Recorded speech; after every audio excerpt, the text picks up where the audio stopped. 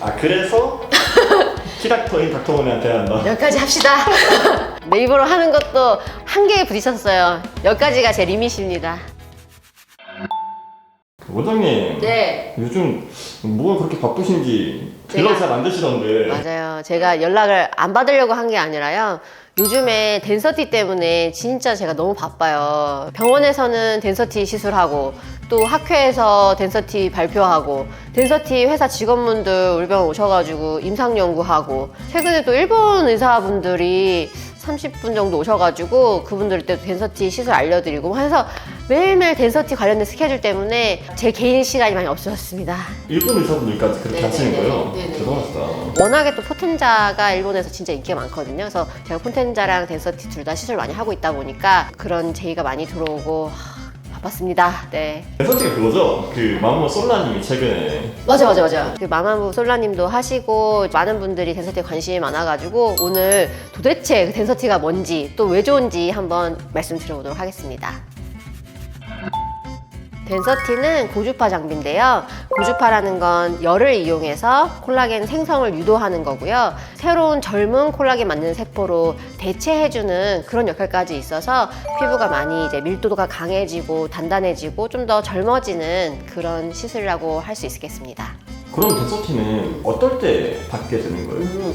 덴서티는 보통 이제 미리미리 한 20대 중반부터는 사실 노화가 시작하거든요. 그래서 아예 뭐 30대 초반이라든지 미리 노화를 준비하려는 분들이 뭐 1년에 한두 번 정도 받는 경우들도 있고요. 하지만 또 노화가 많이 진행된 경우, 많이 흐물흐물해진 상태에서 또 덴서티를 받아도 실제로 한 6개월 정도 있다 조직 검사를 해보면 피부 밀도가 많이 올라가 있거든요. 그래서 사실 전 연령대에서 좀 부작용 없이 받을 수 있는 안티에이징의 약간 기본, 약간 깔고 가는 그런 장비라고 생각하시면 돼요. 그 장비 하나로 다 돼요? 보통 우리 고주파는 단극성 고주파, 양극성 고주파 나눠져 있는데 한 가지 장비는 보통 그걸 한 가지밖에 못 해요. 근데 덴서티에는 하이팁이라고 해서 단극성 고주파와 양극성 고주파 두 개가 동시에 나오는 팁이 있다 보니까 좀 얕은 층, 깊은 층 그런 부분을 다 커버할 수 있다는 것이 굉장히 큰 장점이에요. 단극성 고주파랑 양극성 고주파가 뭐예요? 말이 좀 어렵죠? 근데 단극성 고주파는 좀 더 브로드하게 넓고 깊은 부분에 진피층을 커버해줘서 열을 전달하는 방식이라고 하면은 전반적인 피부 탄력도를 개선시켜주는 거라고 할 수 있겠고 좀 더 장기적인 효과가 나타나는데 단점은 초기에는 조금 효과가 더딜 수 있어요. 왜냐면 표면의 변화가 좀 적으니까. 양극성 고주파는 이제 피부 표면 조금 더 얕고 덴스하게 조금 더 밀집된 부분에다가 고주파열을 좀 집중적으로 보내주는 방식이에요. 그래서 아주 표면 잔주름이라던가 뭐 모공이라던가 피부 톤 이런 부분들을 좀 더 빠르게 효과를 낼 수가 있는 부분들이 있죠. 대신에 약간의 좀 깊은 부분은 좀 더 커버가 덜 되죠. 그래서 덴서티 하이팁은 단극성 고주파가 딱 나오고 그다음 양극성 고주파가 딱 나와요. 순서대로. 그렇게 함으로 인해서 그 전체적인 층을 커버할 수 있죠. 근데 그러면 이렇게 단극성 고주파 장비랑 양극성 고주파 장비랑 그냥 따로따로 받으면 되는 거 아니에요? 진짜 예리한 질문이에요. 보통 양극성 장비들에는 우리가 스킨아우라라든지 잇모드 이런 것들이 있는데 양극성 고주파의 단점이 약간의 표면에다가 열을 집중적으로 놓다 보니까 화상 위험이 좀 있었어요.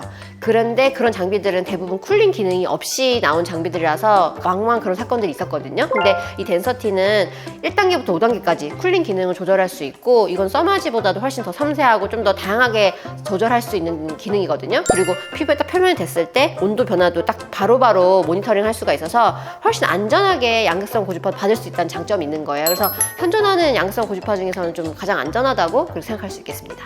피부가 사람들이 오기가 엇거려하는 이유가 딱 그 부작용 때문에 가장 크잖아요. 그렇죠. 맞아요. 되게 좋은 장비 맞네요. 점점 장비들이 어떤 안정성이라든지 부작용을 줄이는 방식으로 개발이 많이 되어 있고 두 가지 고주파가 나오는 이런 기술은 전 세계에서 최초예요. K 안티에이징의 또 어떤 자부심이 또 느껴지는 그런 시술입니다. 덴서티 하이만의 장점이 있다면? 장점이 총 3가지가 있어요. 첫 번째는 일단 양극성, 단극성 고주파가 나옴으로 해서 피부 진피의 전층을 커버할 수 있다. 그래서 조금 더 잔주름이 있다든지 뭐 팔자주름이 심하다든지 사람마다 주요 고민 부위가 좀 다르고 우선순위가 다르잖아요.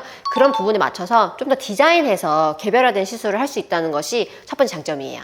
두 번째는 단극성 고주파는 좀 더 장기적인 효과 대신에 초반에 좀 효과가 잘 안 보일 수 있고 그다음에 양극성 고주파는 초반에 효과가 빨리 나타나는 장점이 있다 보니까 짧은 기간의 효과 그다음에 장기적인 효과까지 다 커버할 수 있다는 점에서 만족도가 좋아요. 세 번째는 단극성 고주파가 나오고 바로 양극성 고주파가 나옴으로 인해서 콜라겐과 탄력섬유 양이 훨씬 많이 생기기 때문에 한 번의 시술로도 다른 여러 가지 시술을 받은 것 같은 효과를 볼 수가 있다는 겁니다.